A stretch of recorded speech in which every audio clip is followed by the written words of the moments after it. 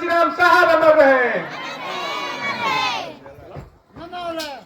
अपनी बात को रखने से पहले पूरी दुनिया में मानवता का संदेश देने वाले तथागत भगवान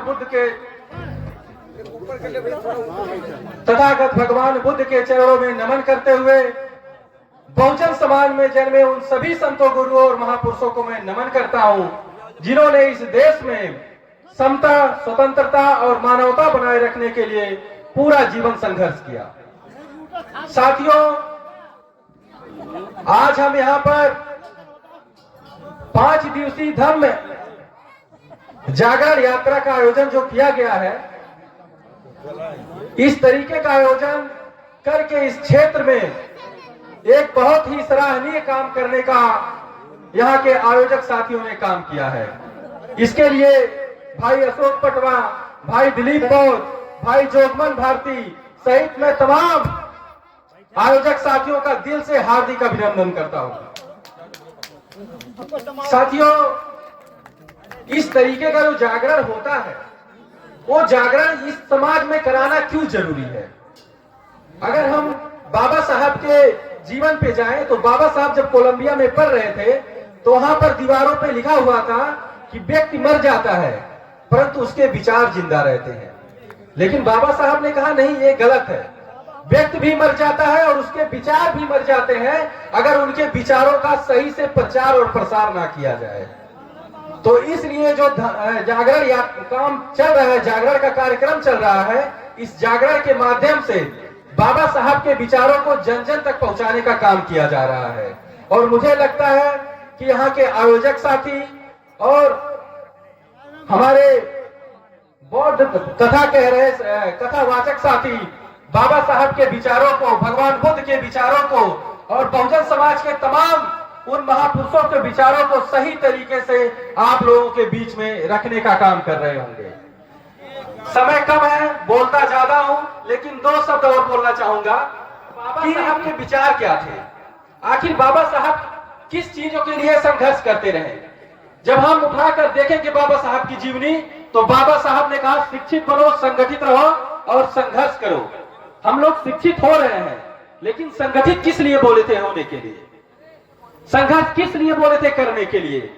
पटीदार में मार करने के लिए नहीं बोले थे कि शिक्षित हो जाओ, संगठित होकर अपने बगल वाले घर का जो है पीट करके उसको घायल कर दो, ये नहीं बोले थे।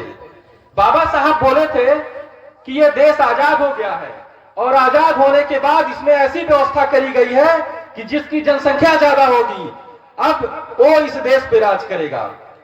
इस देश पे वो राज करेगा जिसके चाहने वाले लोग ज्यादा होंगे।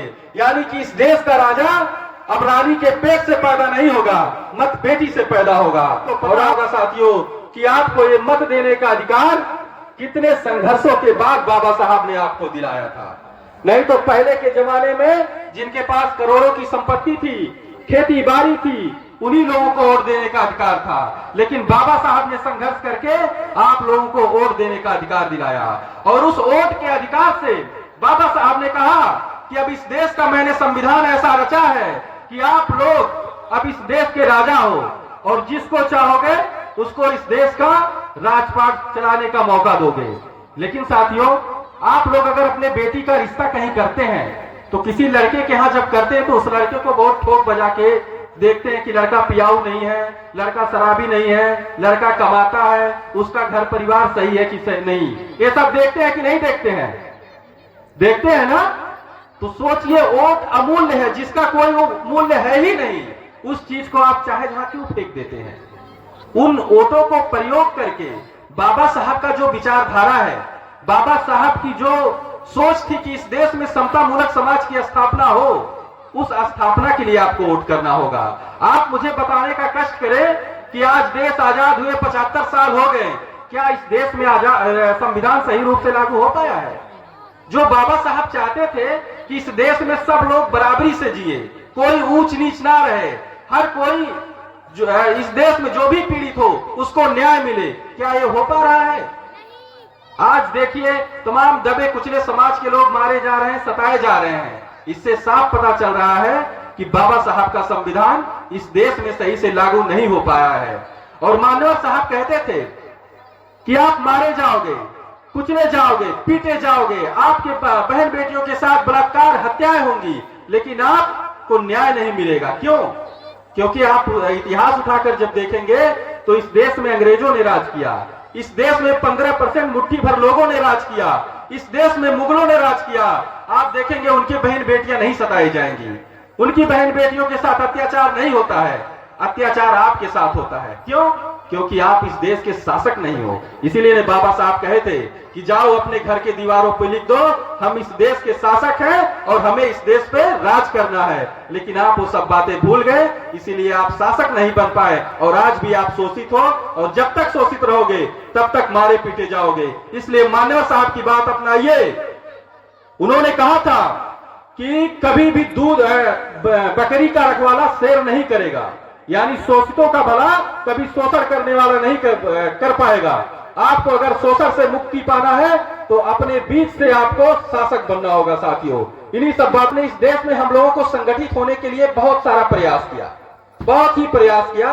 अपना पूरा जीवन उन्होंने न्यौछावर कर दिया। आप सब जानते हैं कि जब गोलमेज का सम्मेलन हो रहा था, जहां पर पूना पेट की बात हुई थी, हम लोगों को 2 वोटों का अधिकार मिला था कि जो दबे कुचले समाज के लोग हैं वो लोग 2 वोट देंगे और उनको अलग से चुनाव लड़ने का क्षेत्र मिलेगा। इसके लिए लंदन में जो है गोलमेज सम्मेलन था। जब देश आजाद हो रहा था तो उसकी एक बहुत बड़ी प्रक्रिया थी। वहां पे बाबा साहब गोलमेज सम्मेलन में जाना था। उससे पहले पता चला कि बाबा साहब के जो एक बेटे हैं राजरतन, उनकी मृत्यु हो जाती है और उनकी पत्नी कहती है कि इनको दफनाने के लिए मेरे पास पैसे नहीं है। बाबा साहब कहते हैं कि देखो, अगर मैं रुक जाऊंगा इस बेटे को दफनाने के लिए तो जो गोलमेज सम्मेलन हो रहा है, हमारे देश के करोड़ों हमारे बेटों का जो है इसी समय दफना दिए जाएंगे, उनके हक अधिकार छीन लिए जाएंगे। बाबा साहब अपने बेटे का लाश जो है दफनाए नहीं थे, वैसे छोड़कर लंदन गए और गोलमेज सम्मेलन में आपको 2 वोटों का मददगार लाए कि आपको 2 वोट देने का अधिकार होगा और अलग से अपना सांसद विधायक चुनने का अधिकार होगा। लेकिन गांधी जी ने अनशन करके आपके उस अधिकारों को छीनने का काम किया और आपको आरक्षण का एक लॉलीपॉप थमा दिया गया। आप देखते होंगे जगह जगह आरक्षण का विरोध भी हो रहा है आजकल। लेकिन साथियों, बाबा साहब जो संगठित करने का काम किए थे, उस काम को इस क्षेत्र में कर रहे बड़े भाई महेंद्र जी हैं। इनसे हम सबको सीख लेना होगा कि महेंद्र जी, आप बिजनेस करते हैं बाहर, लेकिन अपने समाज को जागरूक करने के लिए, अपने समाज को शासक बनाने के लिए, अपने समाज को आगे बढ़ाने के लिए तन मन धन से आप संघर्ष कर रहे हैं साथियों। इनके लिए मैं चाहूंगा आप सभी माताएं बहनें एक बार जोरदार तालियों से इनका स्वागत करें। अगर भविष्य में इनके लिए हम लोगों को कुछ करने का मौका मिला तो हम लोग सीना तान के इनके साथ खड़े रहेंगे। और जो समाज को आगे बढ़ाने का आप काम कर रहे हैं, इसके लिए मेरे तरफ से बहुत बहुत धन्यवाद और आपका आभार व्यक्त करता हूं। इन्हीं सब बातों के साथ, समय कम है वरना बोलने को बाबा साहब के बारे में तो 4 दिन बोलिए फिर भी कम पड़ेगा। 5 दिवसीय धम्म जागरण चल रहा है, लेकिन मुझे लगता है कि गुरुजी लोगों को कम पड़ेगा समय। 5 दिन भी बाबा साहब के बारे में आधा भी नहीं बता पाएंगे, क्योंकि बाबा साहब ने इतना काम आप लोगों के लिए किया है कि 10 दिन तक बताए तब भी कम पड़ेगा। इन्हीं सब बातों के साथ मैं अपनी बारी समाप्त करता हूं। जय भीम, जय भारत।